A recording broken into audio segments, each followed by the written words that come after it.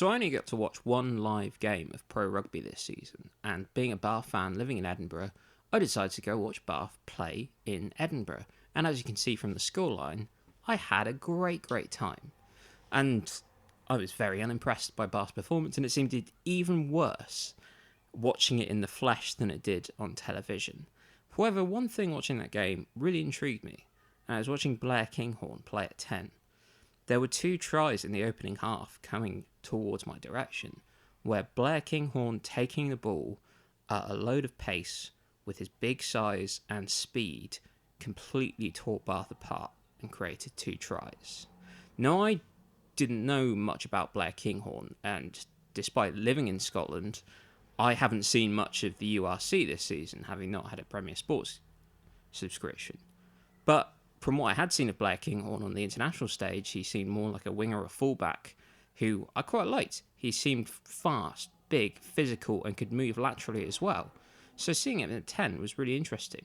And it got me thinking, do we need to play fly halves at 10 when we could have just fast, athletic guys who can distribute and just play them primarily as a first receiver? So Blair Kinghorn got me thinking, could we play a false 10? I feel like rugby asks almost too much from its flight halves. We want them to be able to do it all. We want them to goal kick. We want them to touch kick, do all the attacking kicks, manage the backline in defence and in attack. Ask them to do so many things when really we could just ask them to be a first receiver and then delegate the responsibilities. I feel this is a problem that English rugby has. We love taking young athletic 10s and then moving them outside. We had Harry Mallender, Max Maylands and Henry Slade all played 10 for England at the under-20s level, but because they had athleticism that could play on the outside, we said, hey, well, let's play them on the outside, when actually running athletic 10s are some of the most valuable things you can get, and that's why guys like Marcus Smith, Richie Mo'unga, Bowden Barrett and Roman Intermac are some of the best fly halves in the world at the moment, because they have that running threat. So it seems that we love moving players from 10 out wide, but why can't we move players from out wide into 10? It seems like a couple of teams play around with this, like you even seen Cheslin Colby turn out at 10 sometimes in the top 14. So maybe it's something we could do, and rather than having to worry about do-it-all 10s, we can just ask them to be this first receiver who's a distributor with a running threat, and then all the other responsibilities a fly half has, we can delegate around. For instance, Edinburgh don't use Blair Kinghorn as their primary goal kicker. That's their winger Buffelli who does that. You can see sometimes other teams have different touch kickers to their 10. Sometimes when teams are exiting or kicking for territory, they'll kick through their 9, or they might have a big booming kicker in their 15 that can smash upfield. We don't necessarily need our fly half to do it all.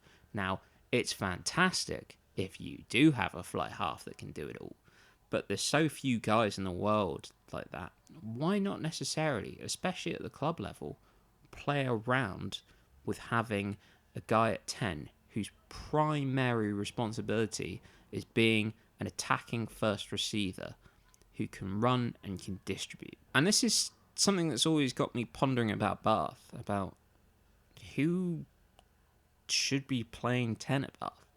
Now, I quite like Orlando Bailey as a prospect, and I think the coaching at Bath has been absolutely horrendous. But with no relegation this year, it was a free hit. You could try things, you could experiment.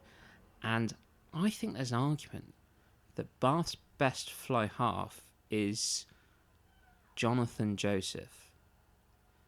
Now, I think most people imagine Jonathan Joseph as this twinkly toes 13 from his foray on the international scene, but he's turned himself into a fantastic distributor, and he's also got an incredible attacking kicking game as well. But because of traditional archetypes in rugby and the fact that, hey, he doesn't kick for territory and do all those other things that you ask for a 10, we've never sort of thought, hey, maybe we should be playing him at 10. But he does pop in at first receiver. He can pit layered attacks. Bath's attack actually looks all right when Jonathan Joseph pops in at first receiver. So why don't we try those guys playing at 10? But we're so stuck in rugby archetypes that our 10 has to do everything. They have to be able to touch kick. They have to be able to goal kick. That we're unwilling to change from this holy grail. That maybe we shouldn't be moving young athletic 10s out wide. You know, Max Malins and Harry Melander maybe should have stayed at 10. Orlando Bailey's future career might be moving outside, but maybe he should be playing at 10, and he looks fantastic when he's taking the ball to the line. It's some of the other stuff when he has to play like a traditional 10 and Bath almost ask him to play like Owen Farrell, that's where he starts to look a bit nullified and lost. But there's definitely something we can do there, where we can have outside backs playing at 10, running at the line, and being a real threat. I think this video is a bit more of a what-if situation. Like, hey, maybe here's an idea. There's probably very valid reasons why you wouldn't want to do that. But I think it's just quite interesting that it could be a potential thing. It's something I wish Bath had at least tried, being as there was no risk in doing so. And the coaches went out to win every game and still came bottom and still somehow have jobs. But that's a debate for another day. But it's one of these things that I sometimes think we think too much about numbers and backs rather than thinking about roles. And you can delegate roles along the back line. Yeah, it's been weird. I haven't made a video for like a year because I've had a very stressful year and I kept getting ill. Turns out training to be a teacher, tough. You have to do work and things. So that's what I've been doing. So hopefully I'll make a few more of these over the summer.